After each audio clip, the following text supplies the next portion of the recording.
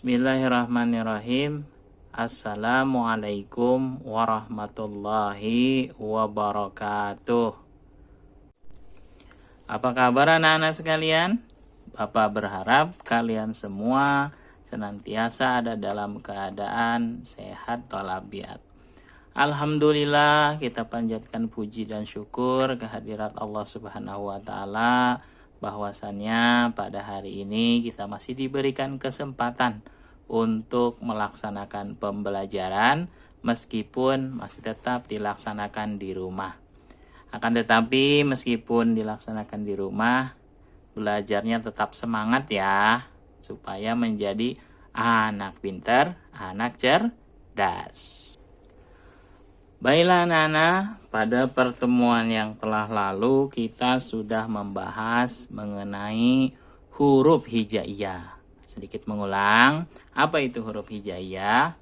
Huruf hijaiyah adalah huruf-huruf yang digunakan untuk menulis Al-Quran ya. Pada pertemuan kali ini kita akan meneruskan bahasannya. Kalau kemarin kita membahas huruf hijaiyah, nah sekarang materi kita adalah tanda baca huruf hijaiyah atau disebut juga sebagai harokat ya. Apa fungsinya tanda baca? Supaya mudah memahami, supaya mudah membaca, maka huruf-huruf hijaiyah tadi diberikan harokat atau tanda baca sehingga kita bisa membaca huruf tersebut. Baik. Tanda baca huruf hijaiyah ada 8 macam. Apa aja itu? Kita bahas ya. Yang pertama disebut sebagai fathah. Kemudian yang kedua kasroh. Yang ketiga dhammah. Yang keempat fathah tain atau fathah tanwin ya. Yang kelima kasroh tain atau kasroh tanwin. Kemudian yang keenam dhammah tain atau dhammah tanwin. Yang ketujuh adalah tasydid dan yang kedelapan sukun atau mati. Kita bahas satu persatu ya. Yang pertama fathah. Fathah ditandai dengan garis di atas huruf hijaiyah. Misalkan kita punya huruf alif. Huruf ini belum bisa dibaca ya. Belum bisa dibaca, hanya hurufnya aja alif. Nah, bagaimana supaya bisa dibaca? Kita berikan harokat. Nah, contoh nih harokatnya fathah, berarti diberikan garis di atas huruf tersebut. Nah, seperti ini ya. Nah, ketika sudah ada garis di atas huruf ini, huruf alif ini, barulah alif tersebut bisa dibaca. Apa dibacanya? Dibacanya adalah A. Kalau tadi sebelumnya ketika belum ada tanda garis di atasnya, ini belum bisa dibaca ya. Setelah diberikan tanda baris di atas, baru dibaca A. Contoh lain, misalkan ini ada huruf ba, namanya huruf ba, ya. Tapi ini tidak bisa dibaca ba karena tidak mempunyai tanda baca. Baru setelah diberikan tanda baca, bisa dibaca ba, ya. Contoh lain, ini huruf jim, ya. Hurufnya namanya huruf jim. Tetapi ketika diberikan tanda baca fathah, nah garis di atas seperti ini, maka baru bisa dibaca menjadi ja ya. Ja dibacanya itu seperti itu. Jadi kalau alif dipatah dibaca a, ba dibaca dipatah dibaca ba, jim dipatah dibaca ja. Coba perhatikan. Ada yang unik gak di sini? Jadi ketika huruf hijaiyah dipatah atau diberikan garis di atas hurufnya, itu akan dibaca semuanya berakhiran A. Contoh misalkan huruf mim. Tahu huruf mim? Nah ini huruf mim. Nah seperti ini ya. Maka ini akan dibaca pintar ya. Jadi mim dipatah dibaca ma. Demikian juga huruf-huruf yang lain. Itu ya. Tanda baca kedua yaitu kasroh ya, ditandai dengan garis satu di bawah ya. Kalau tadi patah di atas, kalau kasroh garisnya di bawah. Contoh Ini ada huruf lagi, huruf alif ya. Kemudian kita berikan tanda garis di bawah. Menjadi seperti ini. Maka ini dibacanya, iya pintar, ini dibacanya I. Nah, contoh lagi misalkan huruf lain ya. Ini huruf ba. Kita berikan tanda baca garis di bawah. Seperti ini, maka akan dibaca bi ya. Pintar ya, dibaca bi. Kemudian kita kasih contoh lain lagi, huruf yang lain. Nih, misalkan ada huruf jim di kasroh dibaca ji. Mim di kasroh dibaca mi. Nah, ada yang unik lagi nggak di sini? Coba lihat, ada yang unik? Iya, betul, pintar sekali ya. Ada yang unik di sini. Ternyata setiap huruf hijaiyah yang diberikan kasroh, ujungnya akan berbunyi i ya. Jadi beda kalau tadi di fathah, ujungnya akan berbunyi a. Nah, kalau di kasroh, ujungnya berbunyi i. Kasroh repernya ke i. Kalau fathah repernya ke a. Baik, kita lanjut yang ketiga. Nah, yang ketiga, tanda baca huruf hijaiyah disebut dengan domah.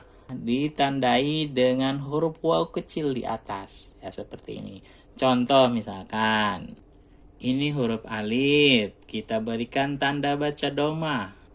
Menjadi seperti ini. Maka ini akan dibaca O. Ya, pintar. Kita tambah lagi contoh hurufnya. Ini hurufnya huruf ba. Kemudian kita berikan tanda baca domah berupa waw kecil di atas. Maka ini akan dibaca bu. Pintar. Kita tambah lagi contoh hurufnya.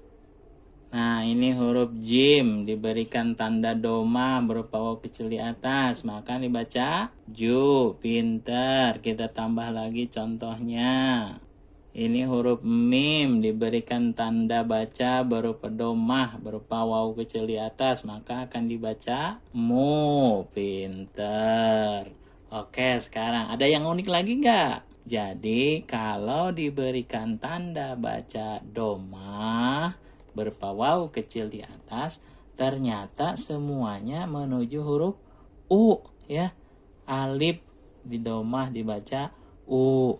Ba di domah dibaca bu. Mim di domah dibaca mu. Nah, demikian juga huruf yang lain-lain. Misalkan kho di domah dibaca hu. Nah, ha di domah dibaca hu. Nah, pokoknya repernya ke o. Iya, baik. Kita lanjut ya. Tanda baca yang keempat. Tanda baca yang keempat adalah fathah tain atau disebut juga fathah tanwin ya. Nah, supaya lebih singkat kita sebut aja fathah tain. Fathah tain ditandai dengan baris 2 di atas ya. Makanya tain atau 2. Bedanya tadi dengan fathah, ini dari garisnya. Kalau fathah garisnya cuma 1. Kalau garisnya 2, ini disebut fathah tain. Pembacaannya pun akan beda. Contoh misalkan, ini huruf alif ya. Kita berikan tanda fathah tain berupa garis 2 di atas. Nah, seperti ini. Maka apa ini dibacanya? Nah, ketika alif diberikan tanda baris 2 di atas atau fathah tain, ini akan dibaca an. Ya, betul. Kita kasih contoh huruf yang lain misalkan. Huruf ba diberikan tanda baca fathah tain berupa garis 2 di atas. Maka ba akan dibaca ban. Iya, betul. Kita tambah lagi contoh huruf lain. Misalkan huruf jim diberikan tanda baca fathah tain berupa garis 2 di atas. Maka akan dibaca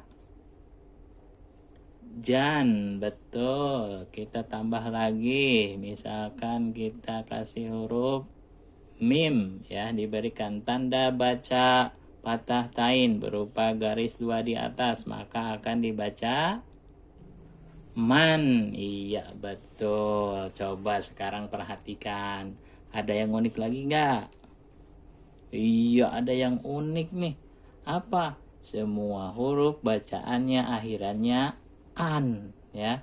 Ada alif an, ba jadi ban, ja jadi jan, mim jadi man. Nah, huruf yang lain juga sama. Misalkan sa jadi san, da jadi zan, huruf ro jadi ran, huruf kaf menjadi kan, huruf kho menjadi kan, ya. Huruf apa lagi? Misalkan huruf wau menjadi wan, ya. Tuh. Jadi kalau fathah tain, tanda bacanya berupa garis 2 di atas, repernya ke an. Ya, ingetin ya. Oke, kita akan lanjut ke tanda baca yang kelima. Tanda baca yang kelima ini disebut tadi kasroh tain, ya. Nah, kalau kasroh barisnya 1, maka kalau kasroh tain barisnya 2 di bawah. Nah, contoh misalkan ini huruf alif, kita berikan tanda baca kasroh tain berupa garis 2 di bawah.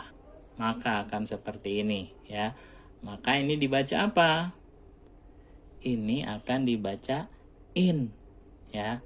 Contoh huruf lain, misalkan huruf ba diberikan tanda baca kasroh tain berupa garis 2 di bawah, maka ini akan dibaca bin. Iya, pintar. Kita kasih contoh huruf lain, misal huruf ja diberikan tanda baca berupa kasroh tain berupa garis 2 di bawah, maka akan dibaca jin. Iya, betul. Kita tambah lagi, misalkan tambah huruf sebagai contoh.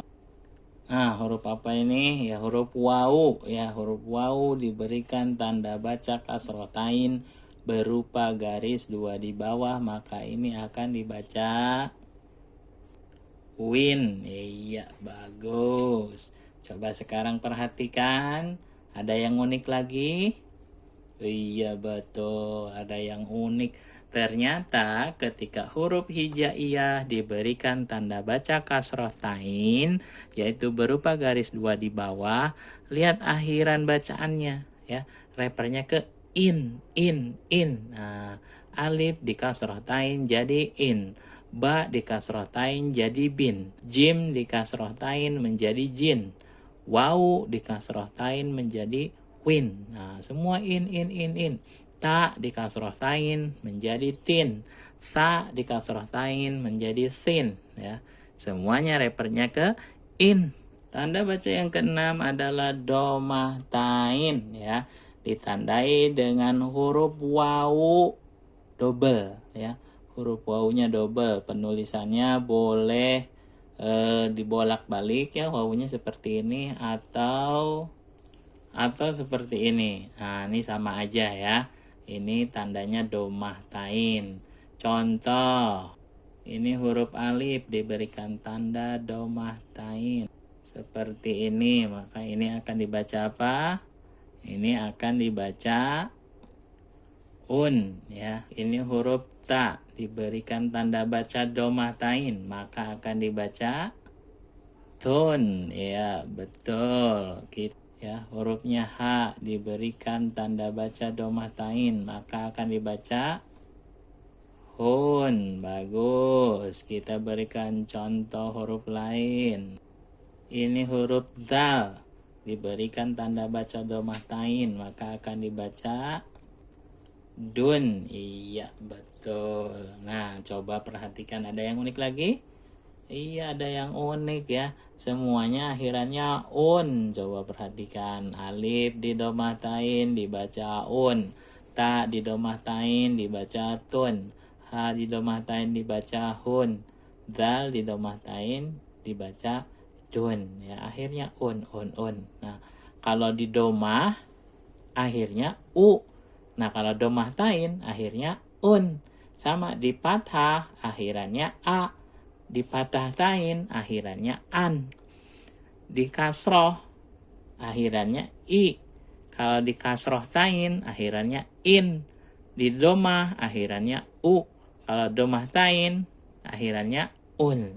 Oke. Baik, kita akan lanjutkan ke tanda baca berikutnya, yaitu tanda baca yang ketujuh disebut tasdid atau sidah, ditandai dengan kepala huruf sin. Nah, seperti ini. Fungsinya ini tanda tasdid ini adalah membawa huruf yang ada di depannya. Contoh misalkan di sini ada huruf alif dipatah, ba dipatah. Jadi dibacanya apa ini? Iya, bagus. Aba, ya. Misalkan kita berikan tanda tasdid atau sidah di atas huruf ba. Nah, jadinya seperti ini. Maka dibacanya bukan aba lagi, ya.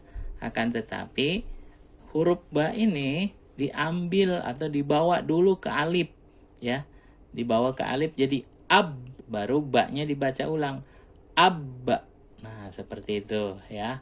Ketika huruf diberikan tanda baca tasdid, dia harus dibawa ke huruf sebelumnya, ya. Harus dibawa tuh kayak ini, ya. Aba, tapi karena ba-nya diberikan tanda tasdid, maka dibacanya jadi abba. Oke, seperti itu ya. Contoh lain misalkan. Nah, ini ada huruf ba, ada huruf ro. Normalnya dibacanya ba, ro. Akan tetapi di atas huruf ro ada tasdid, maka bacanya jadi barro, ya. Jadi ro diambil dulu ke ba, barro. Nah, seperti itu. Nah, yang abba, kemudian barro. Nah, seperti itu ya. Paham anak-anak? Oke, kita akan lanjut ke tanda baca yang ke-8. Tanda baca yang ke-8 disebut dengan sukun atau mati. Ketika ada huruf diberikan tanda baca seperti ini, maka dia tidak dibaca, tetapi dibawa ke huruf sebelumnya, ya. Contoh. Nah, di sini ada huruf alif, ada huruf ba. Yang alifnya di fathah, tapi yang ba-nya diberikan tanda sukun atau tanda mati. Maka bagaimana cara bacanya, ya? Nah, kalau yang begini dibacanya ab. Bedanya apa tadi dengan sidah atau tasdid? Kalau yang pakai tasdid, ya tadi ya, huruf ba-nya dibaca lagi. Nah, kalau ini enggak, langsung ab. Nah, penulisannya pun penulisan bacaannya, nah seperti ini, ab, ya.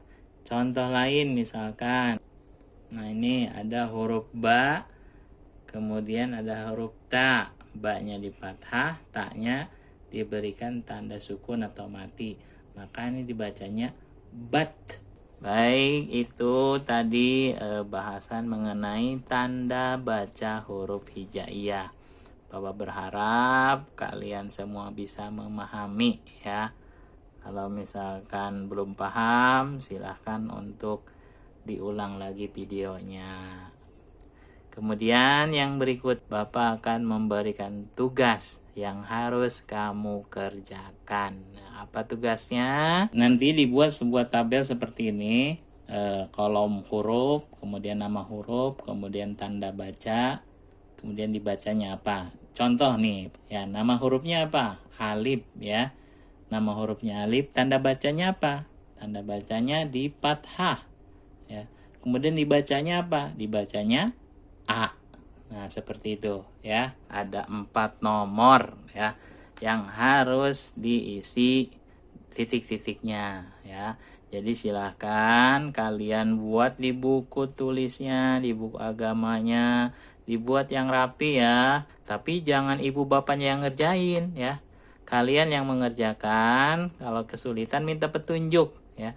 Hanya minta petunjuk. Jadi bukan ibu bapak atau saudara yang ngerjain, ya. Cara mengerjakannya tadi seperti bapak memberikan contoh, ya. Misal nih nomor 1, nama hurufnya apa ini, kemudian tanda bacanya apa, dibacanya apa. Yang kedua tadi hurufnya itu ditulis seperti apa.